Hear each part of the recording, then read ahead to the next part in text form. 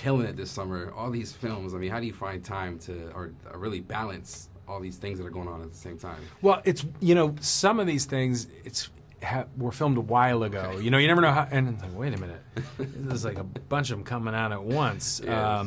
So it's a little weird. For sure. But finding time, you just do. When it comes to stuff like this, it's like, oh yeah, this is. You're never when you finish filming something, you're not done. Right.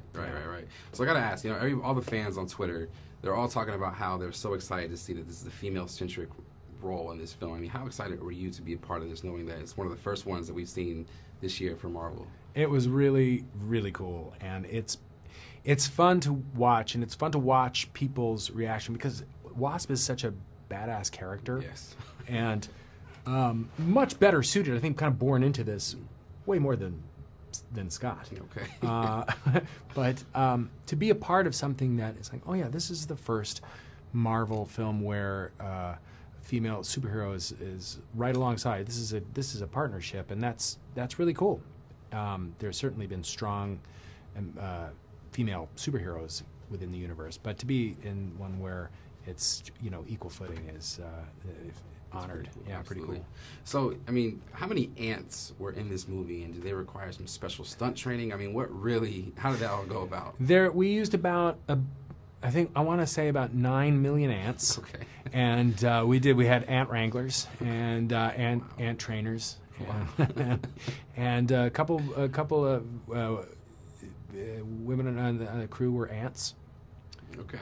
Not actual ants, but just, you know, like aunties. Gotcha. And uncles. Gotcha. With some of the guys. Gotcha. But they don't count. That joke sucked. And there's no way I can take it back, and I'm just going to throw it out there. Because that's there for everybody to enjoy or not enjoy. It's probably a GIF already on Twitter. Oh. Just waiting. Great. Perfect. Wow, Dr. Pym. Like who would have thought that once again, in your hour of need, that you would turn to us, you know? Me.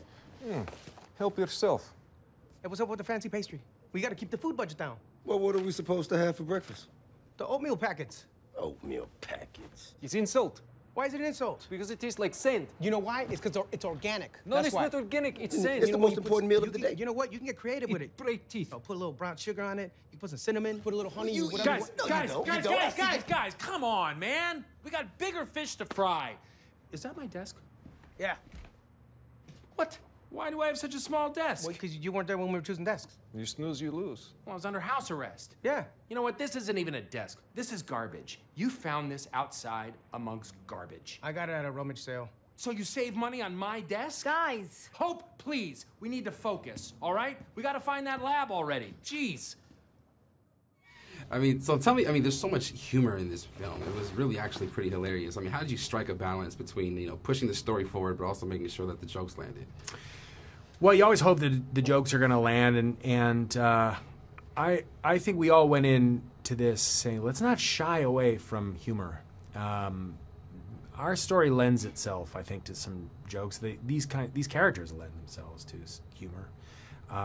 Everything does. I think humor can be used to convey drama, and you know. But we had the benefit of having already established these characters in the first film, so people already buy them. We had a little more freedom to kind of lean one direction more than another. Gotcha. And we knew we wanted it to be funny, but we also thought, okay, we have these heartfelt scenes, and right. And the relationships are real, and they're dealing with real things, and so let's just you know, try and be truthful in every way, and hopefully it'll all work. Absolutely. You know, I want to ask, switching gears a little bit, you know, Black Panther just totally changed, you know, the whole spectrum of the way that movie studios are actually approaching their films. They're trying to find out, like, what's the Black Panther playbook?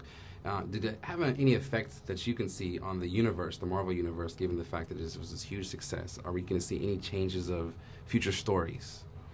Well, I mean, future stories and things that I could never answer those questions, because Kevin Feige and the Marvel brass are the ones that are kind of thinking big picture. Right. But the one thing for sure is that they've always wanted to tell good stories with interesting characters, have fun with the characters, but also not talk down to audiences and have their characters be relatable. Absolutely. And the films kind of be universally appealing and take chances. And so a good movie is a good movie, and hopefully if it's a good movie and it works, then people will see it. Absolutely. And certainly Black Panther, that was just that was just every element of it was awesome, and about it's cool to even be in the universe where it's like that exists and this exists and the Avengers exists. It's all wild to be a part of it. Yeah, I think the audience will appreciate the comedic humor in this, and we look forward to a lot more of your work in the future. So we appreciate you making the film. Thank you. Thank you, sir. Appreciate it.